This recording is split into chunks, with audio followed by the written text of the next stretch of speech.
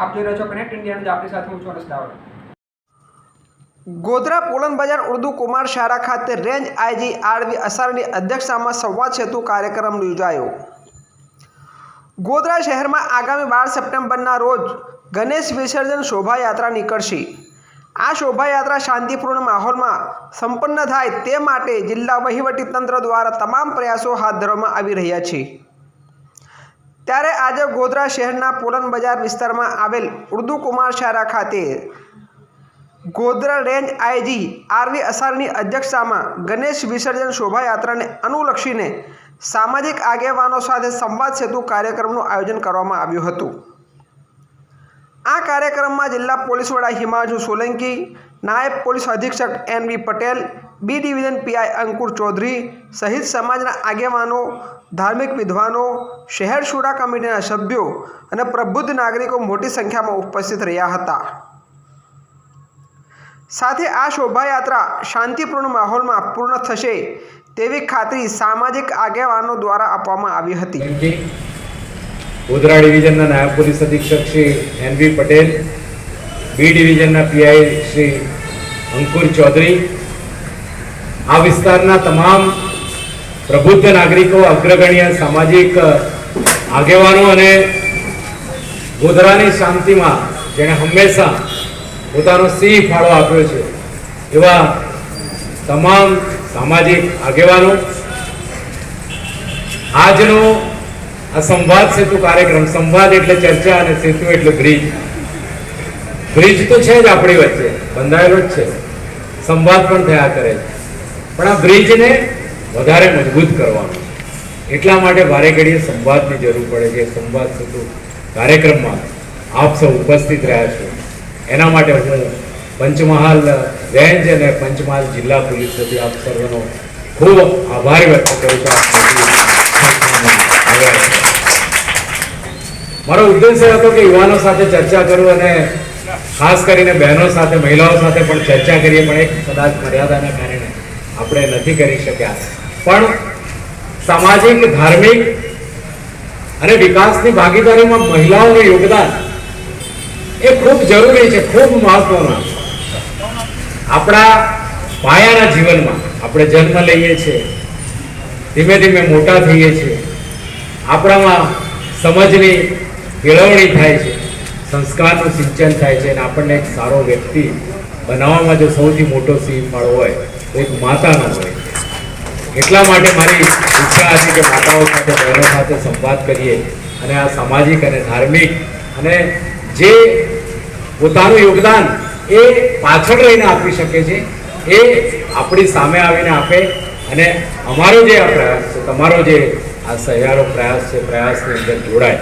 આજે ખૂબ મોટી સંખ્યામાં બાળકો અને યુવાનો ઉપસ્થિત છે, ત્યારે હું એમને જ એટલું કહેવા માંગીશ કે અહીંયા જે શાંતિ સમિતિની અંદર આગેવાનો આવે છે, જે સામાજિક આગેવાનો અન્ય કાર્યક્રમોમાં ઉપસ્થિત રહે છે, એની સાથે તો વર્ષોથી અમે સંપર્કમાં છીએ, એમની સાથે અમારો સંવાદ પણ થાય છે, પણ ઘણા બધા યુવાનો સાથે મળવાનું થતું નથી અને કદાચ વહીવટી તંત્ર યુવાનોની હજી નજીક નથી ગયું, ત્યારે અમે એમની નજીક જવાનો પ્રયાસ કર્યો છે। કેમ કે ભવિષ્યની જે નેતાગીરી છે, ભવિષ્યની જે આગેવાની છે સમાજની, એ તમારે લેવાની।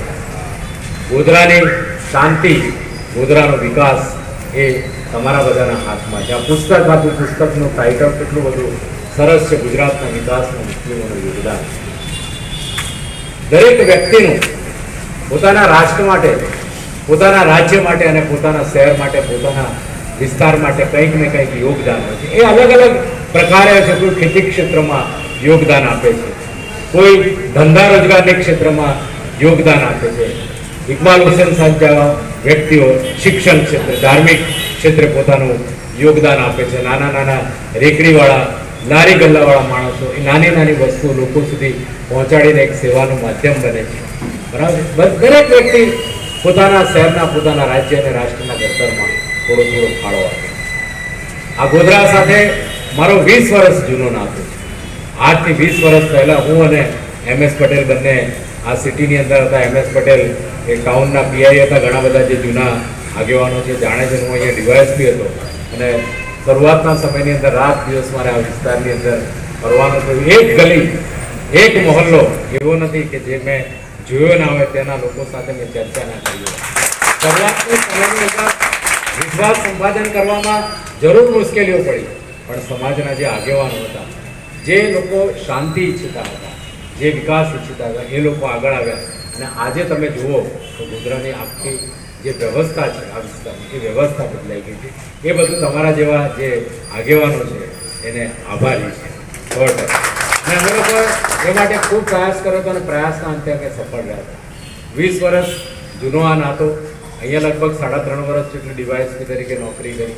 એના પછી પોલીસ અધિક્ષક તરીકે અને અત્યારે તમારી પાસે હું રેન્જ આઈજી તરીકે. તો ઘણા બધા અનુભવો છે અને લગભગ 8 જેટલી ગણેશજીની વિસર્જન યાત્રાનું મેં અહીંયા સુપરવિઝન કર્યું છે, સંચાલન કર્યું છે.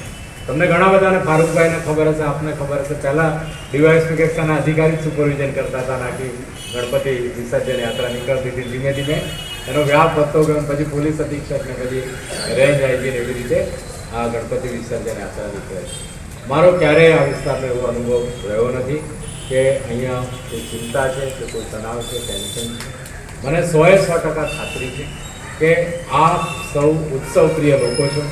તમામ ધર્મનું સન્માન એ આપણી ફરજ છે અને એ રંગે ચંગે વાજતે ગાજતે ઉત્સવ સાથે આપણું પણ મન એમાં મળે, બરાબર છે, એવા ઉમંગ સાથે આપણે આ ઉત્સવને પૂરો કરવાનો.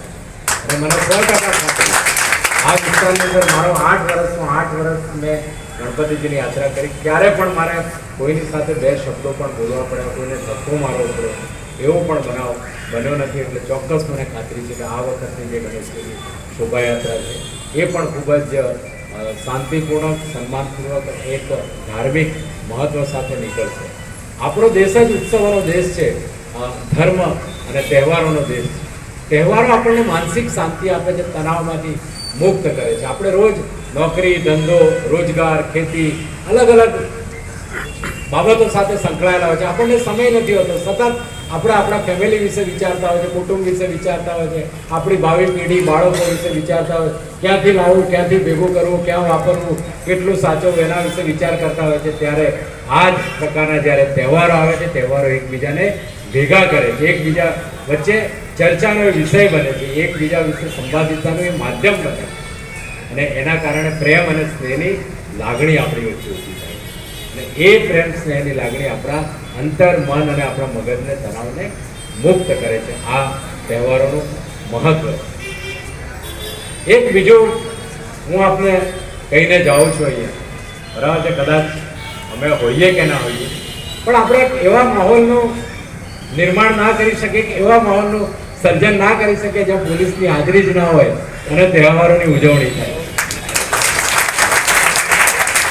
પોલીસની હાજરીની જરૂર જ નથી. અહીંયા તિરંગા યાત્રા નીકળે છે તો એક પણ પોલીસ નથી, બરાબર. બીજી નાની મોટી યાત્રાઓ નીકળે છે તો પોલીસ નથી.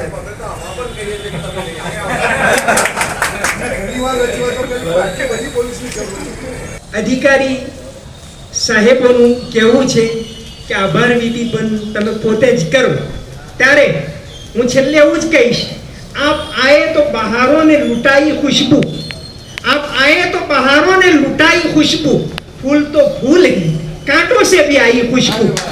આપણે ઉપસ્થિત આદરણીય રાજેન્દ્ર V અસારી સાહેબ, રેન્જ આઈજી, એવી જ રીતે અમારા આમંત્રણને માન આપીને પધાર્યા એવા એસપી સાહેબ શ્રી હિમાંશુ સોલંકી સાહેબ, ડીવાયએસપી NV પટેલ સાહેબ, એવી ચૌધરી સાહેબ જે બી ડિવિઝનના પીઆઈ છે, એવી જ રીતે અત્રે ઉપસ્થિત તમામ મહાનુભાવોનો અમે અત્રેના ઉલમા વતી, અત્રેના આગેવાનો વતી અને સમગ્ર સમાજ વતી હૃદયપૂર્વક આભાર વ્યક્ત કરીએ છીએ અને સાથે જ આશા રાખીએ છીએ, દુઆ કરીએ છીએ, પૂરેપૂરો દ્રઢ વિશ્વાસ છે કે આવનાર જે યાત્રા છે એ ચોક્કસ દર વર્ષની જેમ પરંપરાગત રીતે શાંતિપૂર્વક હેમખેમ પૂરી થશે એવી પૂરેપૂરી આશા સાથે આપ તમામનો ખૂબ ખૂબ આભાર. Thank you very much.